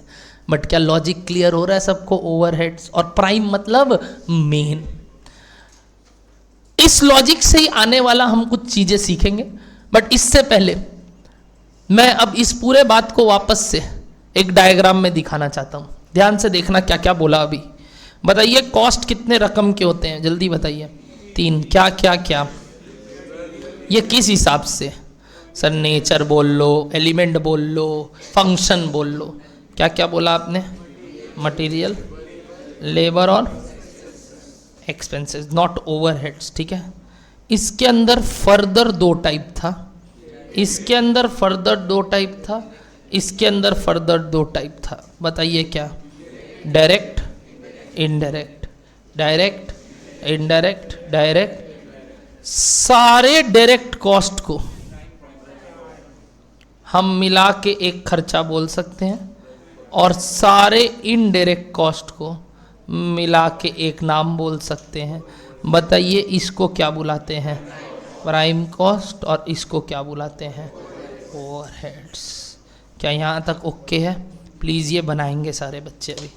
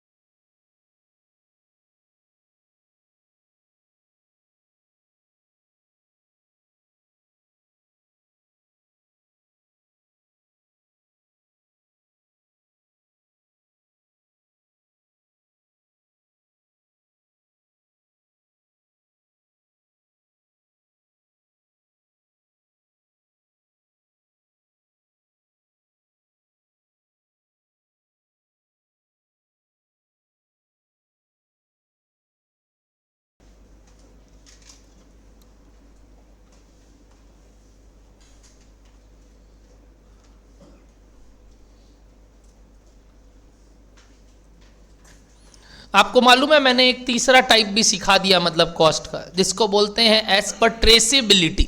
बताइए क्या क्या होता है एज पर ट्रेसेबिलिटी कॉस्ट? दो, क्या क्या? डायरेक्ट और इनडायरेक्ट। ऐसे देखा जाए तो मेन दो है, क्या? बिहेवियर और एलिमेंट। एलिमेंट में पहले 3 तोड़े और उसके अंदर ही ट्रेसेबिलिटी भी दिखा दिया, direct indirect, direct indirect, direct indirect. सारे डायरेक्ट कॉस्ट का दूसरा नाम प्राइम कॉस्ट, सारे इनडायरेक्ट कॉस्ट का दूसरा नाम ओवरहेड्स। अब मेरा आपसे फाइनल सवाल, जिसके साथ ये क्लास का अंत होगा। बताइए कितने डिपार्टमेंट्स हमने आज तक देखा एक मैन्युफैक्चरिंग डिपार्टमेंट के केस में? क्या क्या देखने मिला आपको एक मैन्युफैक्चरिंग डिपार्टमेंट में? क्या क्या देखने मिला? वेरी गुड, एक फैक्ट्री देखने को मिला। करेक्ट, कहीं ना कहीं एक काम हो रहा है जहाँ पे हम देख रहे हैं कि एक फैक्ट्री मिला हमें। और बताइए और क्या देखने मिला? एक वेरी गुड, एक ऑफिस दिखा सर, जहाँ सर बहुत सारे लोग काम करते हैं, हाई क्लास पीपल है, जहाँ पे एक जगह तुम भी हो, ये रहे तुम खिड़की से अभी देख रहे हो, ठीक है। और बताइए, वेरी गुड, एक डिपार्टमेंट आपने बोला जो कि सर अल्टीमेटली माल स्टोर या फिर माल बेचने के काम आ रहा है, which is your selling and distribution department. Correct everybody. एक फैक्ट्री बोला आपने, एक आपने बोला ऑफिस, और एक आपने बोला, बोलिए, सेलिंग एंड डिस्ट्रीब्यूशन। ऑफिस को हम एडमिनिस्ट्रेटिव भी बोलते हैं, ऑफिस एंड एडमिनिस्ट्रेटिव, और सेलिंग को सेलिंग एंड डिस्ट्रीब्यूशन। ये जो 3 मेन डिपार्टमेंट है, इसके अकॉर्डिंग बात करते हैं। बताइए प्राइम कॉस्ट यानी सारे डायरेक्ट कॉस्ट पक्का कहां लग रहे हैं? Only factory. वापस से बोल रहा हूं, प्राइम कॉस्ट या डायरेक्ट कॉस्ट कहां लगते हैं? Only factory. तो इसका मतलब इनडायरेक्ट कॉस्ट फैक्ट्री के बाहर लगते हैं। क्या ये लाइन ठीक लगा मेरा? इनडायरेक्ट कॉस्ट मतलब फैक्ट्री के बाहर के खर्चे। क्या फैक्ट्री के अंदर भी इनडायरेक्ट हो सकते हैं? जैसे कि example, rent of factory, supervisor salary, वो स्टेशनरी। वेरी गुड, क्या एग्जांपल रिलेट कर पा रहे हैं? यानी वापस से बोल रहा हूँ, फैक्ट्री में 2 तरीके के खर्चे होते हैं। क्या क्या? डायरेक्ट और इनडायरेक्ट। बट ऑफिस और सेलिंग में तो सारे खर्चे क्या है, क्योंकि इनको हम डायरेक्टली एट्रीब्यूट, बट लग तो किसके लिए रहे हैं? तो है तो खर्चा प्रोडक्ट का, बट डायरेक्टली एट्रीब्यूटेबल नहीं है, इसलिए इनके सारे खर्चे क्या होते हैं बताइए? इनडायरेक्ट। बट फैक्ट्री में 2 खर्चे होते हैं। क्या क्या बताइए? डायरेक्ट और इनडायरेक्ट। या इसको वाइस वर्सा ऐसे बोले तो all direct cost are incurred only in factory, whereas overheads can be incurred in factory, office और सेलिंग। क्या सही बात है? हेंस ये जो ऊपर अभी हमने बनाया डायग्राम, इसको मैं फर्दर कंटिन्यू कर सकता हूं। कैसे? देखो, ये दीज आर इनकर्ड, बताइए, ओनली इन क्या? फैक्ट्री। यानी इसको हम बुलाते हैं प्रोडक्शन डिपार्टमेंट। किस में बताइए? Production department.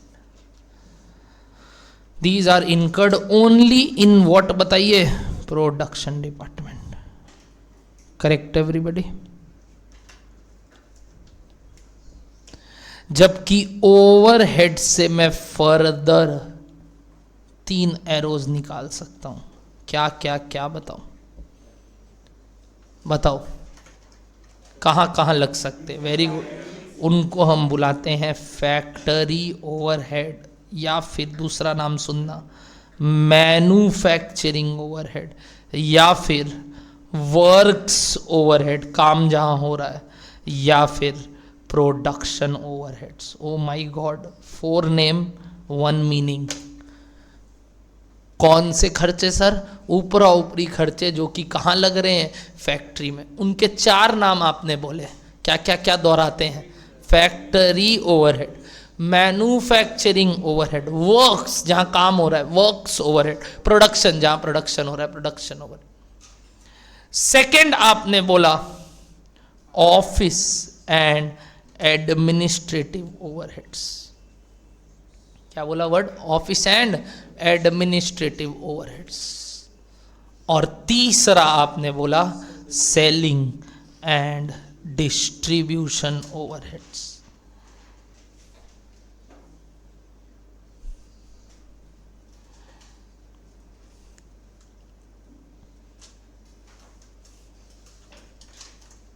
परफेक्ट, बना लिया सबने।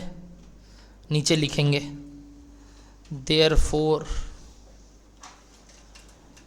All direct cost are incurred only in, बताइए, factory, but all factory cost does not means direct cost. Factory cost includes direct cost and, बताइए क्या, फैक्ट्री ओवरहेड्स। क्या फैक्ट्री कॉस्ट में डायरेक्ट कॉस्ट और factory overhead दोनों आ जाएगा?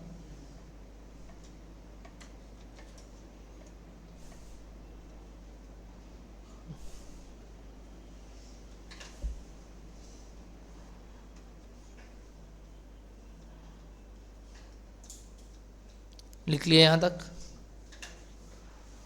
All direct costs are incurred only in factory, but all factory cost does not means direct cost. Full stop. Factory cost includes direct cost and factory overhead. तो ऊपर जो ये दोनों था, ये दोनों, ये और ये कहाँ लगता है बताइए? फैक्ट्री में। ये सिर्फ कहाँ लगता है? ऑफिस में। और ये सिर्फ कहाँ रखता है? सेलिंग में।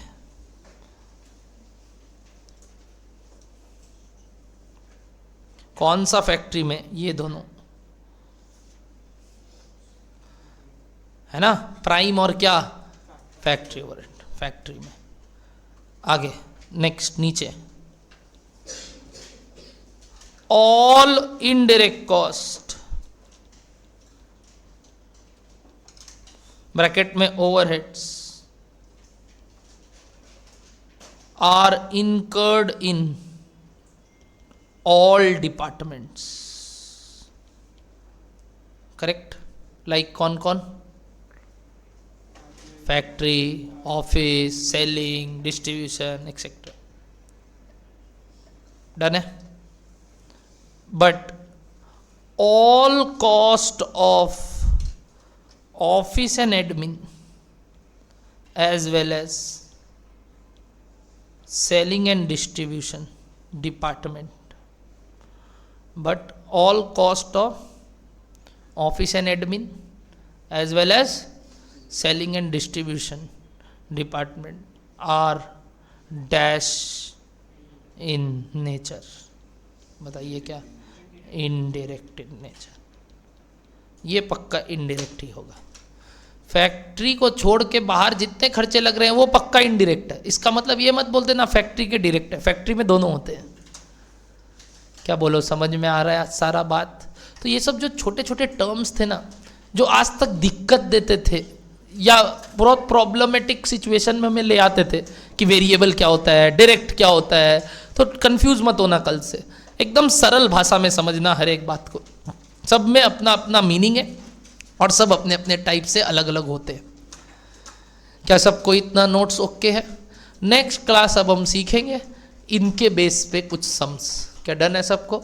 और अल्टीमेटली इस बात को एक स्टेटमेंट में उतारने को ही हम पहला चैप्टर सीखेंगे which is called cost sheet, और वहाँ से हमारा शुरुआत होगा चैप्टर्स का। क्या सही जा रहे हैं अपने? बिल्कुल सर, इसी फ्लो में अपने पढ़ाई करते हैं। तो नेक्स्ट क्लास हमारा कब है बाय द वे? फ्राइडे। तो फ्राइडे मिलते हैं अपने, ठीक है ना? हाँ, वो 26 का कोई वैसा नहीं है, क्लास होगा। ओके, चलो टाटा।